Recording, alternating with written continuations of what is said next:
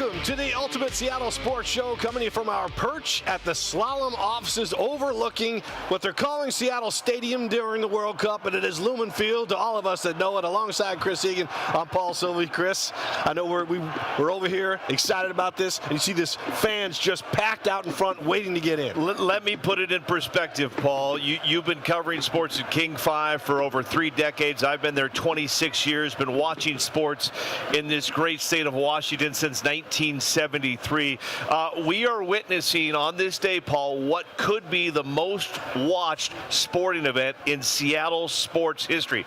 Most watched. I'm not quite sure I want to say this is the biggest sporting event in Seattle sports history. No championships on the line today. No medals are being handed out.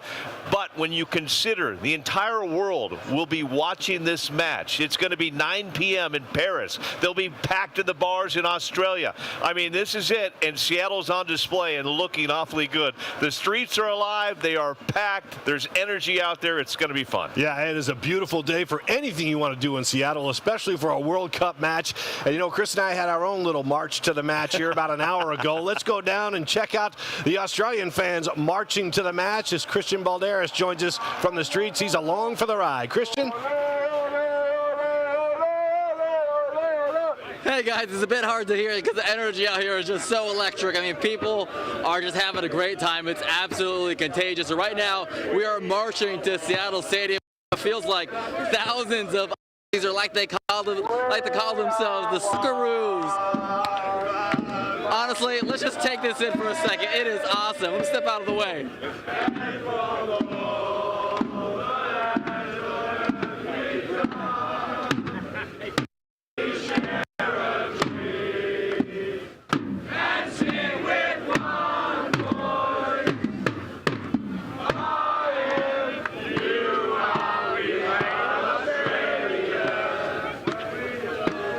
Isn't that awesome?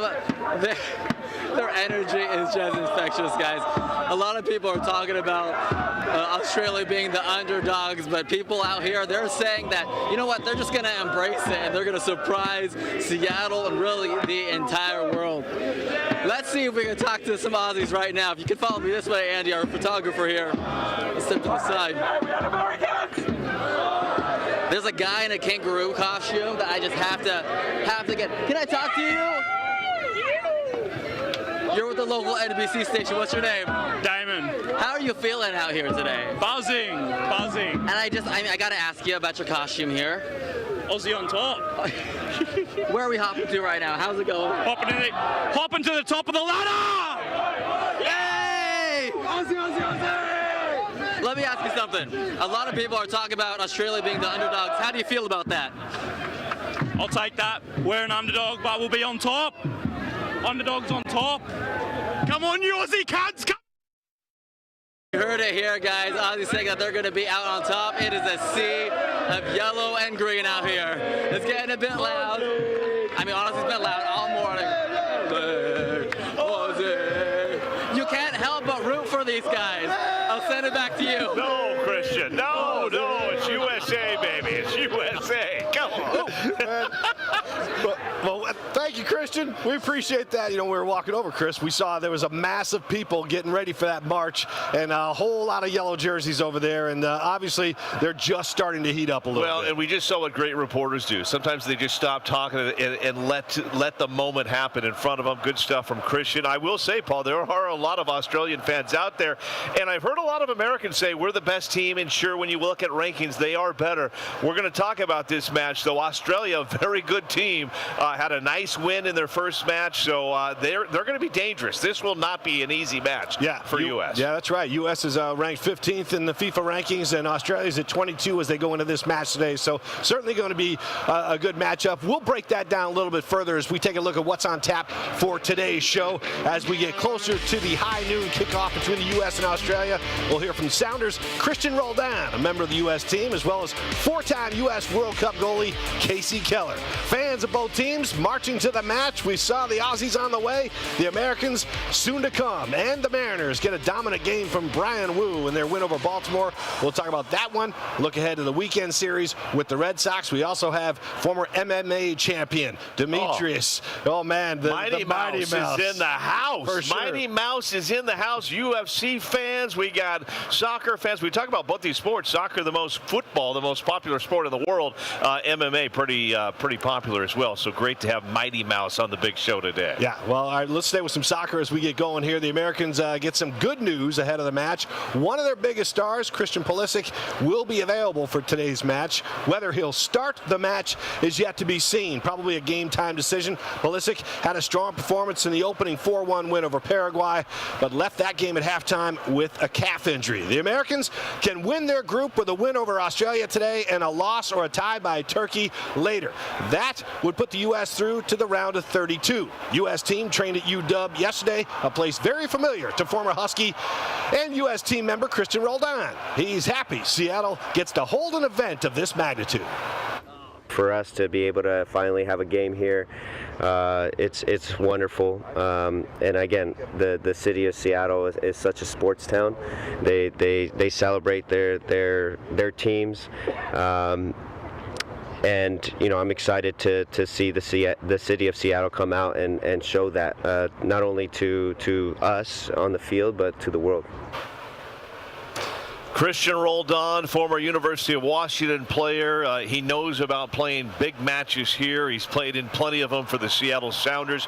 We had Brian Smetzer on the Ultimate Seattle Sports Show last week. He talked about Christian Roldan as he is the glue. He's the glue. He kind of unites the forward and the backs and stuff. And so will he get time today? We'll wait and see. But if he goes in, I tell you what, watch out Beastquake, because this place could be rocking today if they sub in Christian Roldan. And that's not saying he may start, but right. I don't think he will. But if he subs in, this place is going to go absolutely crazy. Yeah, I think that's the cool thing about Roldan is the fact that he knows his role on this team. He's one of the leaders. He's a veteran guy on the field.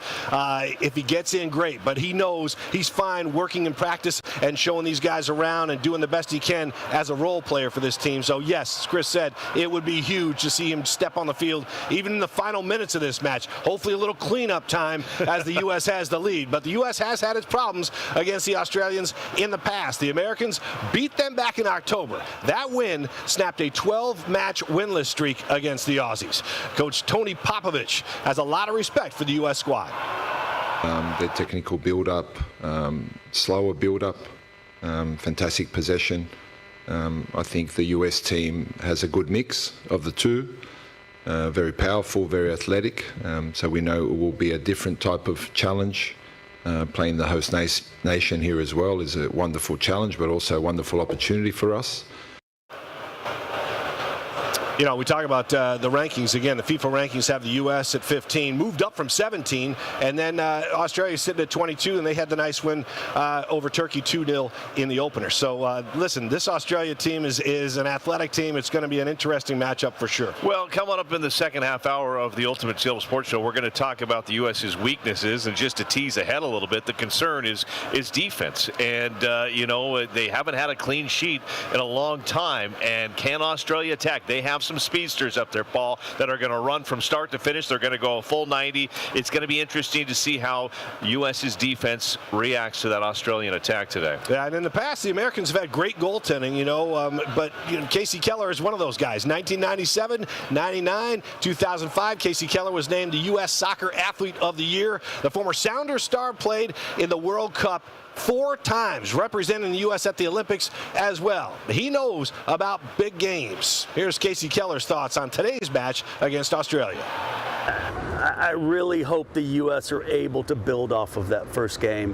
have a good, solid performance, get a good, solid result here, because not to disparage the L.A. crowd, but it was an L.A. crowd. This is going to be a true, I think, soccer crowd, so I'm excited about that. I think this U.S. team can attack to a level that a lot of other U.S. teams couldn't.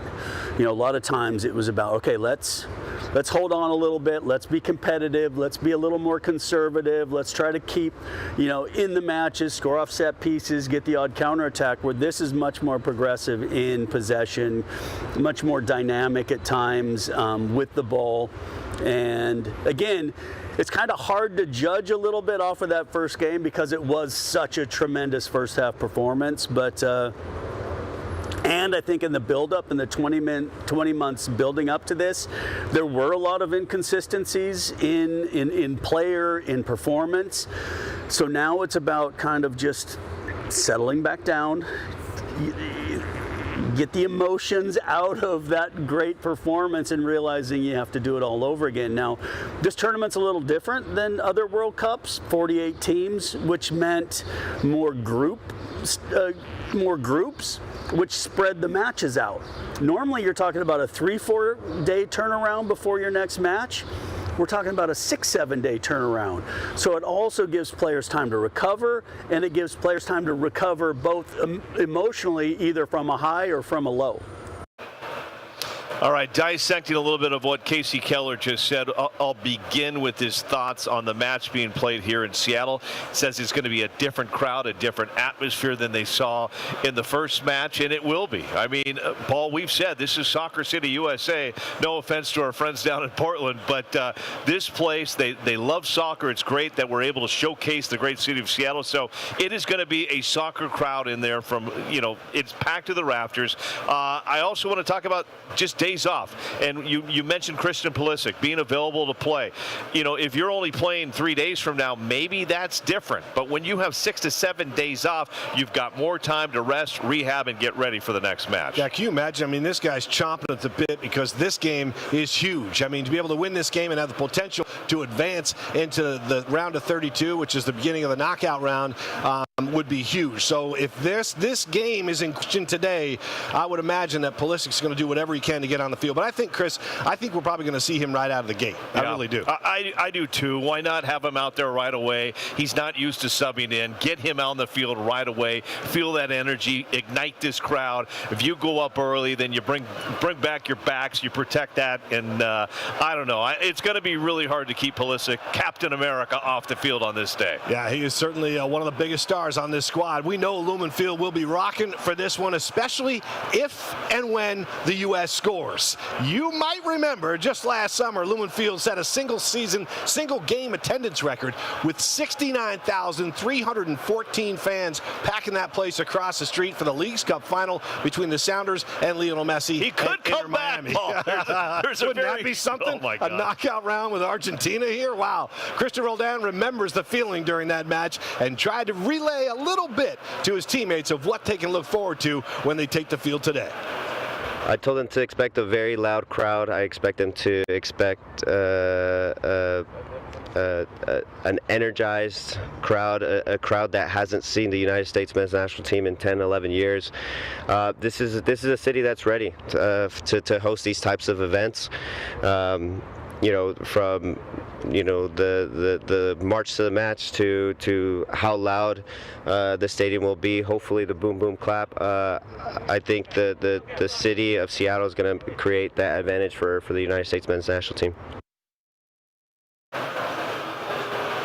If the U.S. wins, as we mentioned, they're into the round of 32. If they win and Turkey either loses or plays to a draw tonight, that's the deal. U.S. wins, but they need Turkey to lose or play to a draw. The Americans can clinch Group D with 1 game to go, and a loss by the Americans could make it a tougher path to the knockout round. And I will say this, Chris, winning the group is a lot better than just advancing as a top 2 team. You want to win the group so you get if there's ever such a thing as an easier draw going into 32, you want that easier draw as the winner of the group instead of like the consolation prize as the number 2 finisher. No question about it. If you're not the number 1 seed coming out, if you don't win your group, Paul, there's a good chance you're going to be facing, you could be facing England, France, Argentina.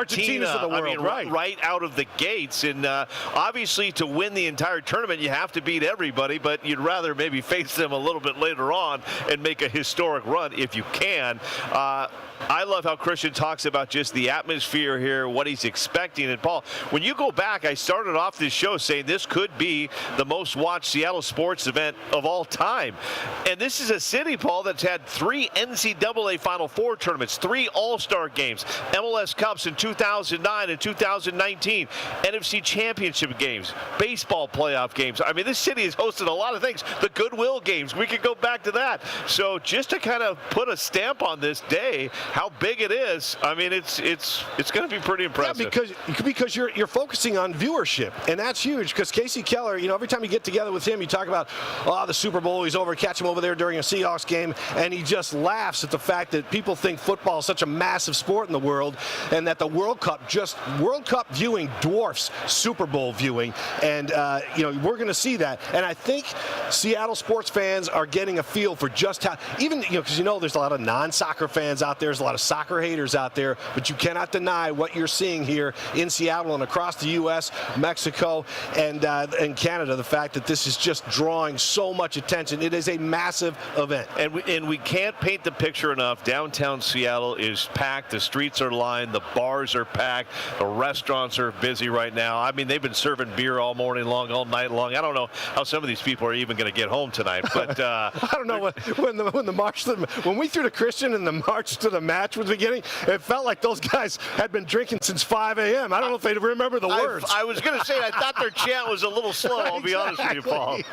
And we got some video of the fans just taking over the streets right in front of King 5 TV there. Yeah, I love the fact that they just shut it all down there on First Avenue and just gave it to the fans. So that's where the beginning is, and then at the end of it, excuse me, will be right across the street this afternoon. Are you choking up because you're so excited, Paul?